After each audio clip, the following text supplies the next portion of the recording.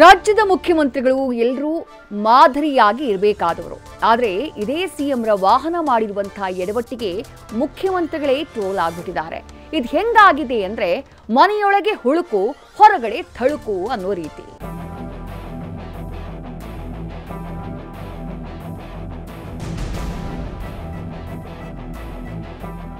Rules break 1 ಅಪರಾಧ seat belt ಹಾಕಿಲ್ಲ. ದಿನಾಂಕ ಜುಲೈ 9, 2024.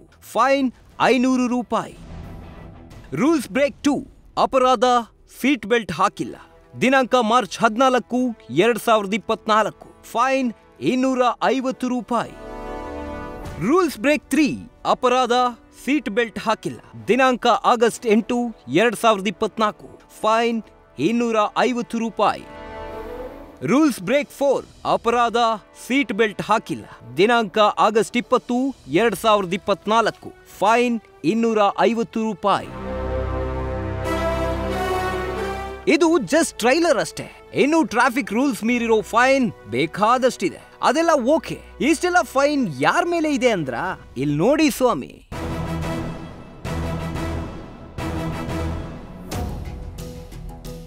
ಅಲೆಲೆಲೆಲೆ, ಯಾರ್ ಗೊತ್ತಾಯ್ತಲ್ಲ, ನಮ್ಮ ರಾಜ್ಯದ ಸಿಎಂ ಸಾಹೇಬ್ರು. ಹೊಡಿರಿ ಚಪ್ಪಾಳೆ. ಹೌದು, K05GA2023 ಅನ್ನೋ ಸಿಎಂ ಸರ್ಕಾರಿ ಕಾರ್ ಮೇಲೆ ಸೀಟ್ ಬೆಲ್ಟ್ ಹಾಗೂ ಓವರ್ ಸ್ಪೀಡ್ ಫೈನ್ ಬಿದ್ದಿದೆ. 7 ಟ್ರಾಫಿಕ್ ವೈಲೇಷನ್ ಕೇಸ್ಗಳು ದಾಖಲಾಗಿದ್ದು ಬರ್ತಿ 2000 ರೂಪಾಯಿ ಟ್ರಾಫಿಕ್ ಫೈನ್ ಇದೆ.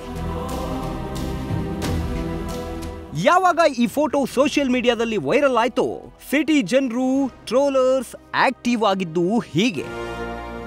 ಗೌರವಾನ್ವಿತ ರಾಜ್ಯದ ಮುಖ್ಯಮಂತ್ರಿಗಳಾದ ಸಿಎಂ ಸಿದ್ದರಾಮಯ್ಯ ಸಾಹೇಬ್ರೆ, ನಿಮ್ಮ ಸರ್ಕಾರಿ ಕಾರಿನ ಮೇಲೆ ಸಂಚಾರಿ ನಿಯಮ ಉಲ್ಲಂಘಿಸಿರುವಂತಹ ಫೈನ್ ಇದೆ. ಓವರ್ ಸ್ಪೀಡ್, ಸೀಟ್ ಬೆಲ್ಟ್ ಧರಿಸದೆ ಇರುವಂತಹ ಫೈನ್ ಇದೆ. ಈ ದಂಡವನ್ನ ಕಟ್ತೀರಿ ಎನ್ನುವಂತಹ ನಿರೀಕ್ಷೆ ಕೂಡ ಇದೆ. ಸೆಪ್ಟೆಂಬರ್ 12ನೇ ತಾರೀಕಿನವರೆಗೆ ದಂಡ ಕಟ್ಟೋದಕ್ಕೆ ಡಿಸ್ಕೌಂಟ್ ಇದೆ. ಹೀಗಾಗಿ ರಸ್ತೆ ಸುರಕ್ಷತಾ ರಾಯಭಾರಿಯಾಗಿರಿ. ಮೊದಲು ಸುರಕ್ಷತೆ ನಮ್ಮ ಧ್ಯೇಯವಾಕ್ಯ.